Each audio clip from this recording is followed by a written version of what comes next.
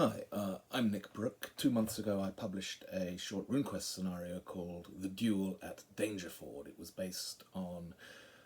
loosely based on Horatius at the Bridge, one of the lays of ancient Rome by Thomas Babington Macaulay, Lord Macaulay. And as part of the creative process that led me to write the scenario in the first place, I shamelessly plagiarized the lays of ancient Rome and actually produced an in-game epic poem that I read chunks of to my players, lucky players, during the session. As I've just gone Electrum bestseller, I thought I'd share this recitation with you all. So here we go. Dangerford, not by Thomas Babington Macaulay. King Farandros the Tarshite, by the red moon he swore, that the great house of Honiel should suffer wrong no more. By the red moon he swore it, and named a trysting day, and bade his messengers ride forth, east and west and south and north, to summon his array. East and west and south and north the messengers ride fast, and tower and town and cottage have heard the trumpet's blast. Shame on the faithless Tarshite who lingers in his home, while Farandros the Fargentite is marching to bold home. The horsemen and the footmen are pouring in amain, from many a stately marketplace, from many a fruitful plain, from many a lonely hamlet, which, hid by beech and pine, like eagle's nest hangs on a crest within the great glow line. From lordly Bagnot city, where scowls the far-famed hold, piled by the hands of giants for godlike kings of old. From Cordros Island's Dunstop, whose sentinels descry the Hydra's snowy mountain tops fringing the western sky. From the proud mart of Slave Wall, west of the Trader's Vale, opposed to the ivory plinth whose raids shall ne'er avail. From Talfort's northern landing, through maize and vines and flowers, from where Gold Edge lifts to heaven her diadem of towers. There be 30 chosen priestesses who serve the reaching moon, who always for Farandros with other worlds commune. Even and morn the 30 have turned the verses o'er, traced from the right on linen white by Eripe on Tor. And with one voice the 30 have their glad answer shewn. Go forth, Farandros, go forth, beloved of moon. Go and return in glory to furthest royal dome, and hang round Natha's altars the treasures of bold home. And now hath every city sent up her tale of men. The horsemen are 6,000, the foot 1,010. Before the gates of Aldachur is met the great array.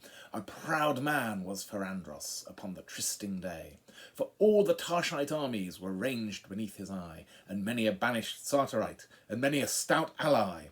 And with a mighty following to join the muster came Fazur, the wide-read general of everlasting fame. But in the south of Sartar was tumult and affright. From all the spacious Champaign to Jonstown men took flight. For miles around the city the throng stopped up the ways. A fearful sight it was to see through 2 long nights and days. For aged folks on crutches, and women great with child, and mothers sobbing over babes that clung to them and smiled. And sick men borne in litters high on the necks of slaves, and troops of sunburned husbandmen with reaping hooks and staves. And droves of mules and asses, laden with skins of wine, and endless flocks of goats and sheep, and endless herds of kine, and endless trains of wagons that creaked beneath the weight of corn sacks and of household goods, choked every roaring gate. Now, from the rock of Jonstown could the wan burghers spy the line of blazing villages red in the midnight sky. The fathers of the city, they sat all night and day. For every hour some horseman came with tidings of dismay.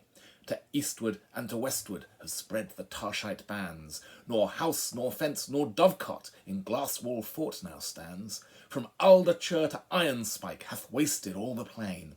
The Tarshites have stormed Heron Green, and the stout guards are slain. I wist in all the royal moot there was no heart so bold, but sore it ached and fast it beat when that ill news was told. Forthwith up rose Queen Starbrow, up rose the chieftains all. In haste they girded up their plaids and hied them to the wall. They held a council standing before the northern gate. Short time was there, ye well may guess, for musing or debate. Out spake the hero roundly, "Isle dangerous is my stand, for, since the fort beyond is lost, Naught else can save this land. Just then a scout came flying, all wild with haste and fear. To arms, Queen Starbrow, General Fazur is here. On the low hills to northward, the Starbrow fixed her eye, and saw the swarthy storm of dust rise fast along the sky. And nearer, fast and nearer, doth the red whirlwind come, and louder still, and still more loud, from underneath that rolling cloud is heard the trumpet's war note proud, the trampling and the hum. And plainly and more plainly now through the gloam appears, far to left and far to right, in broken gleams of dark blue light, the long array of helmets bright, the long array of spears. And plainly and more plainly, above that glimmering line, now might ye see the banners of 6 fair cities shine. But the banner of proud Fazur was highest of the band, the terror of the Sartorites, Esrolia and Hjortland. Well, thank you for listening, if you've listened. If you haven't, fuck you. And if you want to find out what happened next, you'll just have to play the scenario. Good luck.